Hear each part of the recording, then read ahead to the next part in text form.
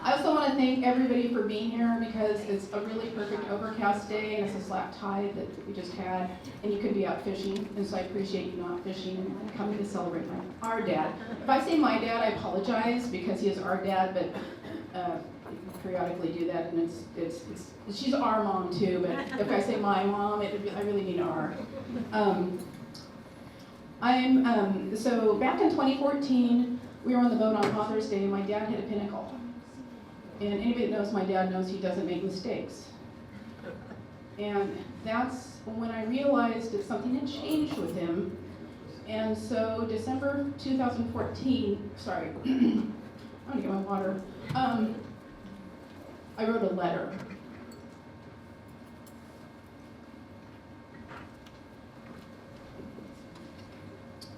And it was for his birthday, because his birthday is on New Year's Eve. A eulogy is a verbal compilation of all the wonderful deeds and characteristics of a person who has passed from this world.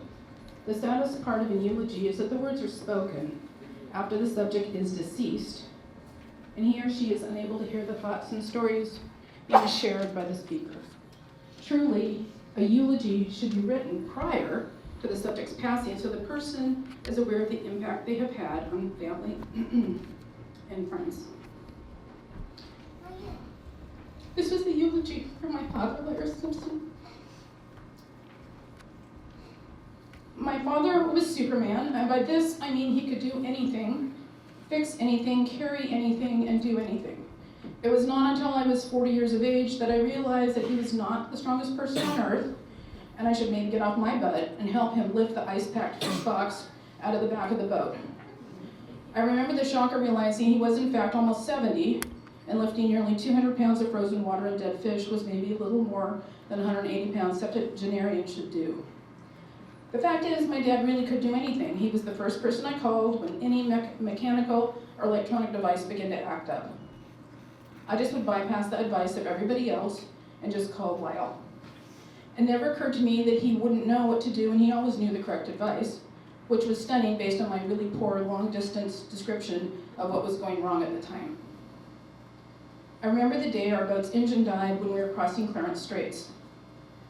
We were near some rocks. My grandma, grandpa, and mom held us off the rocks and the rolling waters with oars while Dad hung over the back of the rocking boat, repairing the stalled outboard as rain fell in sheets. I was not afraid, and I wasn't even concerned because I knew from past history that Dad would save us. He always knew what to do, so I sat on the bench seat, swinging my feet, and entertained my little sister Julie, calmly waiting for him to get done. He, of course, fixed the engine because he had spare parts we needed, and we were soon on our way and back at the dock safe. Little did I know, not all dads were prepared or as capable as he. It's said that children model themselves after what their parents do, not what they say. My father, and I apologize if I speak in present tense because this was written when he was still with us. My father has never been one to say something and do the opposite. He was and is consistent in his approach to many situations and always describes why he did what he did. As he prepared for an outing, he would describe how he kept a backpack preloaded with anything he might need, so he was never caught without supplies. He would relate why you lay parts out in a certain order when you fix something, and why you use a container to hold small parts. To this day, this is how I also approach outings and projects. You're prepared and you do things in a certain order. Lyle would go on and on ad nauseum on how to correctly park my car, and why not to bump the tires against the curb. So, even when he's not present, I mentally skilled myself in my father's voice when I bump up against the curb downtown, going around the tunnel where the eagle is. He would describe how I needed to shift into low gear when going down a hill to save my brakes. I now have my 18-year-old, now 27-year-old son telling me the same thing, and it may be my son's voice, but it's my dad's words. Lyle expected much of his daughters, not only while driving a car, but while running a boat. He could be quite critical of how we steered while running. He would look back at the trail the wake left behind the boat, and he would announce that we'd not been paying attention while steering. However, we all learned early on how to read a chart, visually set a path, and how to use a compass. He once had me run the boat home in the fog by myself. We were capable of getting the boat home alone if necessary, in case he fell overboard. One of my most vivid memories is running a skiff on the outside of Prince of Wales after getting abalone. Dad told me I was running the outboard incorrectly, and he decided to show me the proper way. He was busy looking at me and lecturing when he ran over Pinnacle and sheared the shaft of the outboard. My first thought was, thank God it was not me running the boat. I was just so relieved. We, and that means Dad, then had to row all the way back to the main boat, a mile, but at least it wasn't me who ruined the outboard. And of course, he had parts on board, he was able to fix it, and we were set for the rest of the boat adventure after the impromptu repairs. Dad worked hard and really hard, at work and at home. He would come home and eat, and then return to work repairing outboards and chainsaws until the early hours of the morning. When he wasn't at work, he was remodeling the house, room by room, placing fixtures, walls, plumbing, all of it. This made an impression on me. I don't remember him just sitting and relaxing ever, except we were on the beach where he would lay on the gravel, his head on a log, and nap with his hat over his face, shielding the sun. Even when we were fishing, Dad was busy, watching the tide, the charts, the depth finder, adjusting the rods, tying leaders. With Dad as a role model, it's no wonder that I've ended up as driven as I am. Thanks, Dad.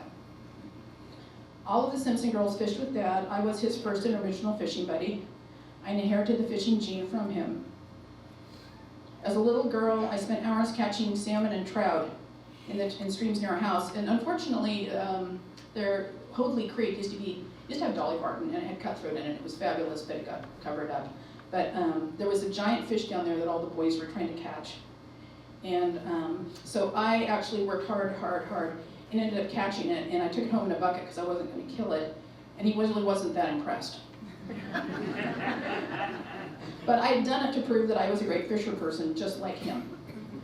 I loved all of it. I loved the rolling waves, the driving rain, the flat calm seas, running into cove to anchor for the night in the late summer twilight. The water would hiss as we passed. I'd hang over the bow as we ran, looking for rocks in the water ahead. I loved sleeping at night with the waves echoing on the hull. One trip to Prince of Wales, we managed to catch big kings and a halibut, but the eagle claw hooks failed and broke when Dad hit the fish with a club. As many of you know, he had a habit of not using a net. Usually one swift whack would take the care of the fish if we could pull it on board. Unfortunately, that time we lost both a large king and large halibut, and we could only watch silently and helplessly twice as they floated down into the dark water. Dad uttered one small, damn, and then we stared at each other. So twice in 1 hour, 2 fish were gone, and then we used the net. On another trip, we were kept awake by an otter which kept jumping in the boat to eat the salmon. It would cause the water of the bilge to rise, cause the bilge pump to start. The pump noise scared the otter, then he would jump back off, and then he would soon be back in the boat. This went on all night. The last best memory of fishing with Dad was after Corbin was born. It was just Dad and me, and we went in the boat, nobody else. We didn't go that far, but it was perfect because we got into School of Cohos. It was Dad and me, and we had double rods, leaping silverfish. We got one of the cohos cartwheeled. An amazing and sad event occurred. We lost the lucky fishing plug that we'd been using. The amazing part is the fish managed to break the hook off the plug, but it also managed to wrap the line around the hook, so we were able to land the fish. We just lost the plug. It's evident despite long, hard hours of work, Dad always had time for girls, his girls. He took us on memorable trips up rivers to see salmon spawning, amazing beaches and coves, on glass ball excursions, cockle digging, abalone harvesting trips. He drew pictures for us. He played green rummy. In the winter months, he attended every game, concert, play, or performance we ever had. He even took time off work to attend beach day at my request one year. And one time Mom was out of town, I had a band concert. Everybody else was gone. Dad was the only one that could be able to attend. He waited while I took a bath prior to the concert, and then, trickster that he was, he decided to surprise me with an entire snow shovel full of snow that he dumped on my stomach when I was in the bath. It was so cold, as there was so much, I couldn't breathe and I couldn't even get up. I could hear him laughing all the way down the hall, but I was never able to pay him back because it was impossible to startle, scare, or tickle him. He's immune. Any attempt to do any of those just means that you get grabbed and then he tickles your knee. I was always proud of being Dad's daughter. He was highly respected by many people for his fishing ability and knowledge, but also because he was a genuinely good person and totally honest. Although he was never a rich man, he donated to all fundraisers and gave generously to those in need. He most often did so anonymously. When Lyle gave, he did not do it for recognition or acclaim, as many people do. He instead gave because he wanted to help another person. Dad gave even when he did not have excess money. It was important to him to help those in need. He would deny himself before he would say no to somebody else. In one instance, Dad gave a very large sum of money personally to a needy couple. The couple believed the cash had come from someone else and told people that. Dad never corrected them because it wasn't important that they knew who had helped. It was only important to him that they had been helped. My dad has always been there for me, and that's an absolute statement of truth. There's never been a moment when I needed him he didn't respond immediately. Multitudes of times that I've reached out, whether when I was 14 and I demanded that he go buy me female products, right then and there, or in my 40s when I needed him to fly and help me pack up my Oregon home. It could have been when I ran out of gas on a hill, or when my favorite ornament needed to be glued back together. When I asked, he always responded. Not all fathers are like that, and I took my dad for granted as a young girl. It was not until I was in my 20s, met other fathers, that I truly realized what a jewel I had in my dad. He was supportive, loving, and believed in me. He was proud of all of his daughters, and he said he never would want to change a single thing about any of us, as he stated. My daughters are so much better than boys. Sorry, sons. They can shoot, fish, play ball, and they bake pies. Lyle is by no means perfect. He operates at a slower pace than my sisters, my mom, and it drives us nuts when he slowly contemplates an idea or question. He mispronounces the words vinyl and nissen. He eats burned eggs at home, but he gets over easy in a restaurant. He turns the heat down on the stove when I'm trying to boil water. He eats Jen's special candy and declared that it isn't very good, but he ate all the candy anyway. He had beautiful blue eyes that were defective in terms of sight, and he passed them along to me. He's not clear in his directions when moving furniture, and he gets mad when we don't know what grab that thing or move that specifically refers to. My father will never be Person of the Year, lauded for the many contributions to our community. It's not because he's not deserving, it's because his contributions have been small and quiet kindnesses, not public declarations. Dad served on the Sarah board for decades and refused recognition.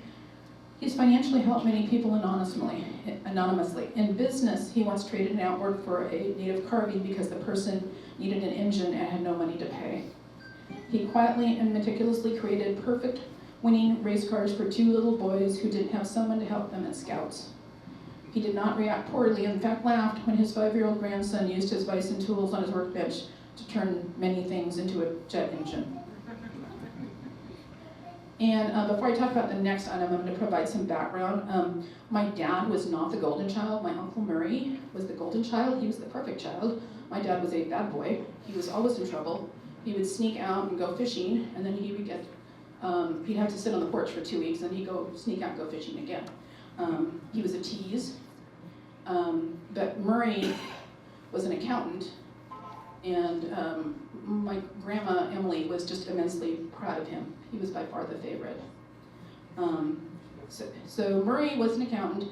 Unfortunately, he embezzled from my grandmother, and he also faked or falsified taxes for many of the businesses in town, which meant that many of the businesses here owed taxes. And it filled my dad and my grandma to clean that up when he skipped town and abandoned his family. And as my grandma fell into dementia, she missed seeing Murray, but Murray would never go see her. And he had moved in the Seattle area. And so this memory is what I'm going to refer to. He would have known what I was talking about. The memory of Dad pretending to be his brother when his mom mistook him for Murray in her last days of foggy dementia just to make her happy. Sorry, it's a vivid memory of his goodness. I tried to correct her. She recognized me. I was 20. She didn't recognize him, and she thought it was Murray, and so I kept trying to correct her, and he kept telling me to shush up. And later I asked him, why did you not tell her, let her know it was you? And he said, because having Murray there would make her happy, and that's the point, Kim. So this is a slight compilation of small and kind deeds performed by my father. If I did all of them, it would be an endless list. As stated previously, Lyle Simpson will never be a famous man. However, this is not to mean that he would not have left a legacy. The character that Lyle showed throughout his entire life did not go unnoticed by his progeny. Children model themselves after what they have seen their parents do.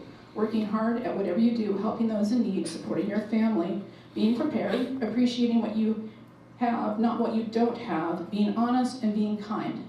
These are all gifts that my father unknowingly bestowed on his daughters, and when he is gone, and now he is, his example will live on not only in his daughters, but in his 8 grandchildren.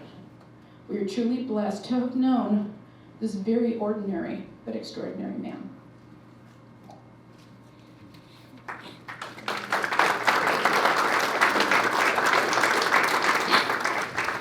And if I didn't introduce myself, I'm Kim Simpson. I am the oldest and shortest of the Simpson girls. I will now pass off to the next tallest, Julie.